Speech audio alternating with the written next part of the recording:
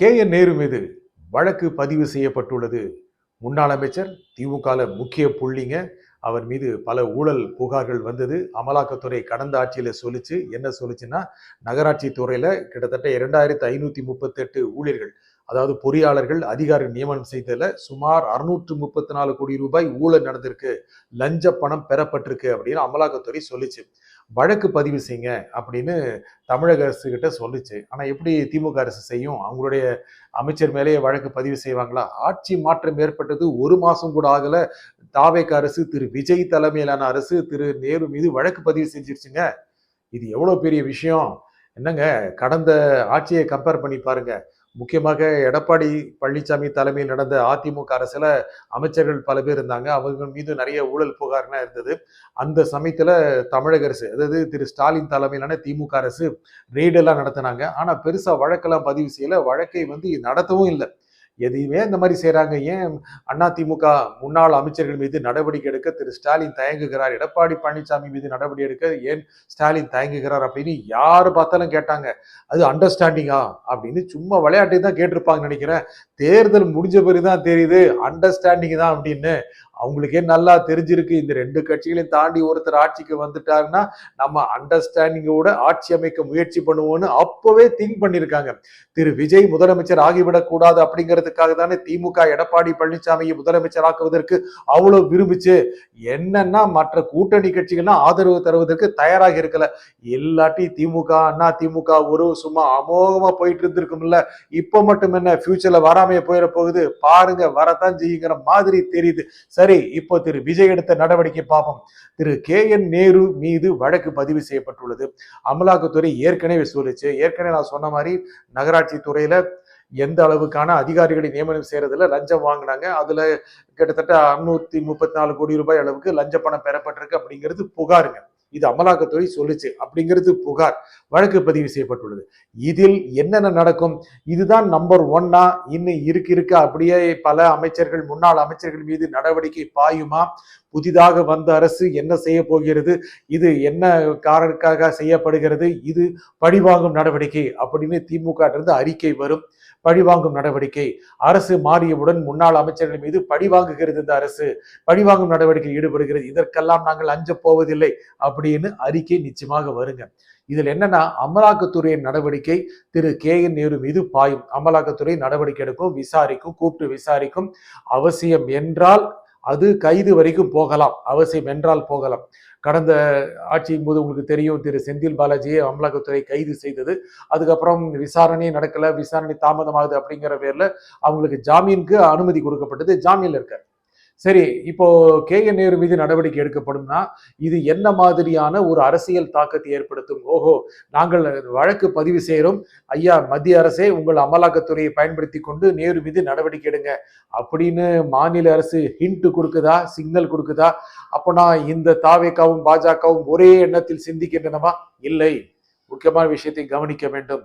இதுல அமலாக்கத்துறை நடவடிக்கை எடுக்குங்க, மெதுவா எடுக்கும். இதுல யாருக்கு யார் எதிராக போவாங்க? திமுகவுக்கு எதிராக பாஜக போயிருமா? போக வாய்ப்பு இருக்கா? இப்ப இருக்கிற சூழ்நிலையில திமுகவும் பாஜகவும் எதிரெதிர் முனைகளாக இருக்குமா? ஏற்கனவே திமுக காரங்களுடைய 2ஆம் கட்ட 3ஆம் கட்ட தலைவர்களா, தலைவா நம்ம பாஜகவோட அணி அமைப்போம் அப்படின்னு சொல்றாங்க. ஏங்க, அமைச்சர் பதவி இல்லாம ரொம்ப நாள் இருக்கலாமா? மத்திய அமைச்சர் பதவி வீடு தேடி வரும் பொழுது எதற்காக நாம அமைதியாக இருக்க வேண்டும்? நம் தான் காங்கிரஸ் கட்சி துரோக கட்சி என்று சொல்கிறோம். இப்படி எல்லாம் சொல்றோம், இப்படி எல்லாம் சொல்லிட்டாங்க. அது மட்டும் இல்லாம கூட்டணி கட்சிலாம் ஓடியே போயிட்டாங்க தாவேக அரசுல பங்கு பெறுவதற்கு. இப்போ முன்னாள் MP அப்துல்லா என்ன சொல்றாரு அப்படின்னா, காதர் மொய்தீன் IUML தலைவர் ஏதோ விஜயுடைய ரசிகர் மன்ற தலைவர் மாதிரி செயல்படுறாரு அப்படின்னு சொல்றாரு. அந்த அளவுக்கு கோபம் இருக்குங்க முன்னாள் கூட்டணி கட்சி தலைவர்கள் மேல. திமுக காரங்களுக்கு அந்த அளவுக்கு கோபம் இருக்கு. இதை தவிர அப்பப்போ சில மூத்த தலைவர்கள்னா பாஜக ஒன்றும் மோசமான ஆட்சி இல்லைங்க, மோசமான கட்சி இல்லைங்க அப்படின்லாம் சொல்றாங்க. கூடிய விரைவில் பாஜக திமுகவுக்கு ஒரு அண்டர்ஸ்டாண்டிங் வருங்கிற மாதிரி செய்திகள் சொல்லுதுங்க. ஏன்னா யாரு எப்படிங்க, கிட்டத்தட்ட திமுக தனித்து போய்விட்டது. இப்ப கூட்டணி அமைக்கிறதா அதிமுக தான் வந்தாகணும். சரி, பாஜக வந்தா பரவாயில்ல அப்படிங்கிற எண்ணம் வந்துருச்சுங்க. ஆகையில என்ன பண்ணுவாங்கன்னா, பாஜகவுடைய அரசுடைய இந்த அமலாக்கத்துறை நடவடிக்கை எடுக்க வாய்ப்பு இருக்கு KN நேரு மீது, இன்னும் மற்ற முன்னாள் அமைச்சர்கள் மீதும். இதை வருங்காலத்தில் கூட்டணி பேரத்திற்காக பயன்படுத்திக் கொள்வார்கள்.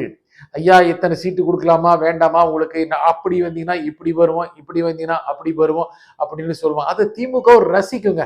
சரி, இதை வச்சுக்கிட்டு ஏதாவது கூட்டணியில் ஏதாவது பலம் பெற முடியுமா அப்படின்னு நினைக்க வாய்ப்புகள் இருக்கு. இதெல்லாமே ஒரு அரசியல் கடக்காக மாறும். பாருங்க, இந்த ஊழல் அப்படிங்கிறது எல்லாமே ஒரு அரசு ரீதியாக செய்வது, நிர்வாக ரீதியாக செய்வது. அடிப்படையில் சொல்ல போனா அது மக்கள் பணங்க. ஆனா இதை தன்னுடைய செயல்பாடுகளை, தன்னுடைய துறைகளை வைத்துக்கொண்டு பல்வேறு அரசு நிறுவனங்கள் என்ன பண்ணுது அப்படின்னா அரசியல் ரீதியான மாற்றங்களை கொண்டு வருது. சரிதானே? ஒருவேளை அமலாக்கத்துறை நடவடிக்கை எடுத்தனா திமுகவும் பாஜகவுக்குமான உறவு இல்லாததற்கான சாத்தியங்களுக்கான பேரங்களுக்கான வாய்ப்புகளை கொடுக்கும். இது தாவேகா என்ன பண்ணிருச்சுன்னா திமுகவை ஒரு இக்கட்டில் தள்ளிருச்சு. ஆமா, கேஏஆர் மீது வழக்கு அப்படின்னா அமலாக்கத்துறை இங்கிருந்து வந்துடும். பாஜகவும் திமுகவும் என்ன பண்ண போறாங்க அப்படின்னு மக்கள் முன்னால காட்டுறதுக்கு திரு விஜய் விரும்புகிறார். சரியான ராஜதந்திரிங்க. ஒருவேளை திமுக பாஜக கூட்டணி வந்துருச்சுன்னு வைங்க, ரொம்ப கஷ்டமா இருக்கும். தமிழகத்தை பொறுத்த வரைக்கும் பாஜக எதிர்ப்பு மூலமாகத்தான் இங்கு அரசியல் கட்சிகள் வாக்குகளை பெறுகின்றன. அதை தாவேகா ரொம்ப அழகாக இப்ப ஸ்கெட்ச் போட்டு வச்சிருச்சு. காங்கிரஸ் இருக்கு, IUML இந்திய யூனியன் முஸ்லீம் லீக் இருக்கு, விடுதலை சிறுத்தைகள் இருக்கு, இடதுசாரிகள் ஆதரவு கொடுக்கிறாங்க. இதை தவிர திமுக அணியில் இருக்கின்றவர்களே போகலையே தாவேகாவுக்கு அப்படின்னு ரொம்ப கண்ணீர் வர அளவுக்கு போயிட்டாங்க. பாருங்க, திரு துரை வைகோ டெய்லி சொல்றாரு உதயசூரி சின்னத்தில் நாம் போட்டிட்டு இருக்க கூடாது அப்படின்னு. நேரா போய் முதலமைச்சர் திரு விஜயை பாத்துறாரு. எதுக்கு பார்த்தாருன்னா திருச்சியோட நலத்திட்டங்கள் பத்தி பேசுறாராம். இன்னும் 2 நாள்ல மறுபடியும் கூட பார்த்தாலும் பார்ப்பாரு. என்னன்னா, நாங்கள் என்ன பண்ணலாம், இந்த அணியில இருக்கலாமா, நாங்கள் அப்படியே ஒதுங்கி வந்துட்டோம் அப்படின்னா எங்கள் சின்னத்தில் போட்டியிட வைத்து வெற்றி பெற வைத்து உங்கள் அமைச்சரவையில் இடம் கொடுப்பீர்களா, இதெல்லாம் பேச்சு நடக்குங்க.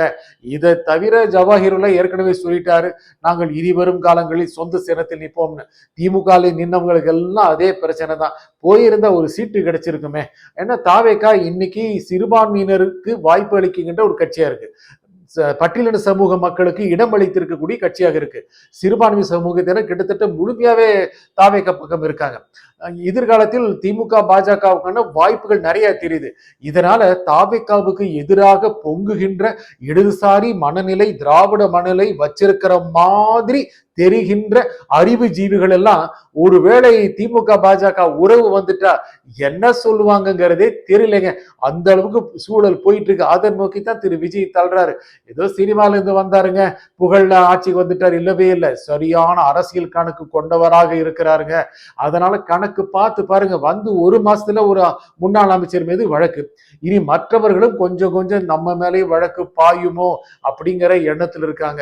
ஒவ்வொருத்தரா கணக்கு போட்டு எங்க போய் நிப்பாருன்னு தெரியலங்க விஜய் அப்படின்னு எல்லா கட்சிக்காரங்களும் பேசுறாங்க.